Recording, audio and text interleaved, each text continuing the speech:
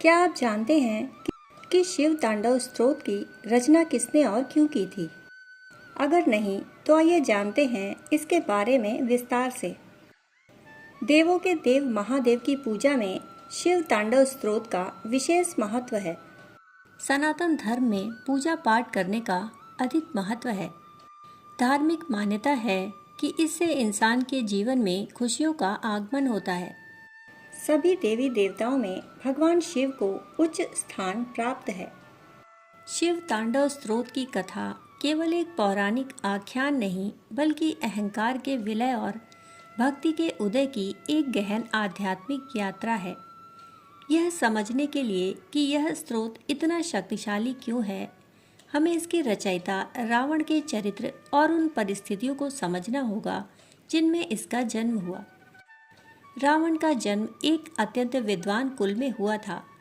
वह महान ऋषि विशर्वा की संतान और परम ज्ञानी ऋषि पुलस्त का पौत्र था। इस वंश के कारण उसे जन्म से ही वेदों और शास्त्रों का गहन ज्ञान प्राप्त था। वह चारों वेदों का ज्ञाता, एक महान वास्तुकार, संगीतज्ञ और संस्कृत का प्रकांड पंडित था। भगवान शिव के प्रति उसकी भक्ति अटूट थी, परंतु ज्ञान और भक्ति के इस भंडार के साथ साथ उसमें एक दुर्गुण भी था, प्रचंड अहंकार। उसे अपनी शक्तियों और ज्ञान पर इतना अभिमान था कि वह स्वयं को सबसे श्रेष्ठ समझने लगा था, और यही अहंकार अंततः उसके पतन का कारण बना। अपने सौतेले भाई कुबेर से सोने की लंका और पुष्पक विमान छीनने के बाद रावण का अहंकार और भी बढ़ गया। पुष्पक विमान, जो मन की गति से चलता था, उस पर सवार होकर वह त्रिलोक में विचरण करता और अपनी शक्ति का प्रदर्शन करता था। इसी अहंकार के मद में चूर एक दिन वह पुष्पक विमान से यात्रा कर रहा था कि उसका विमान कैलाश पर्वत के पास आकर रुक गया।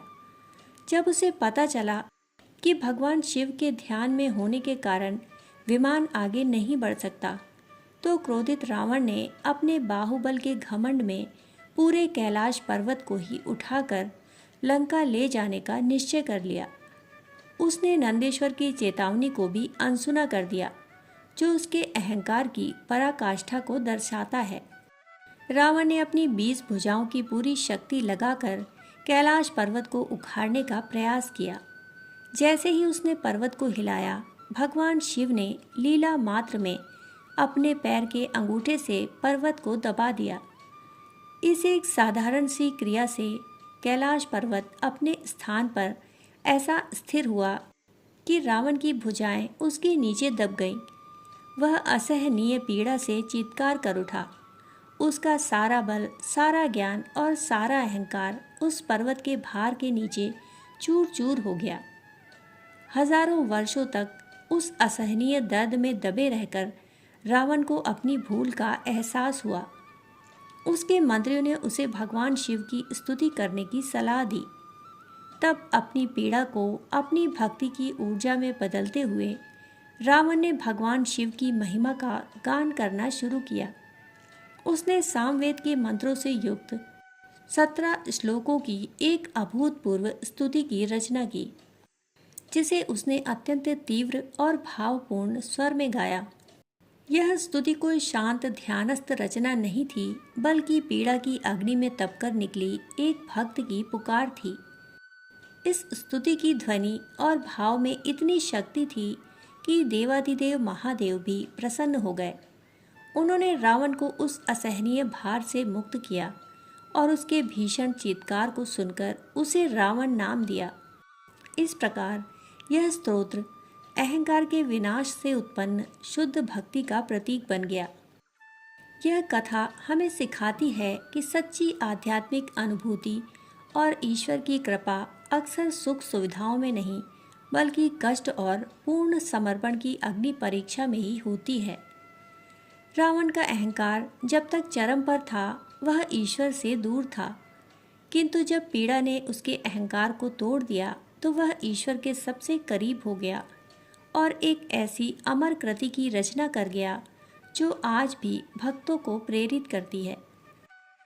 मान्यता है कि जिस स्थान पर रावण दबा था उसे राक्षस ताल कहा जाता है।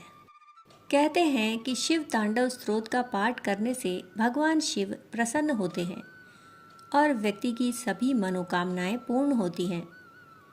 पितृदोष से मुक्ति पाने के लिए शिव तांडव स्तोत्र का पाठ करना बेहद कल्याणकारी माना गया है।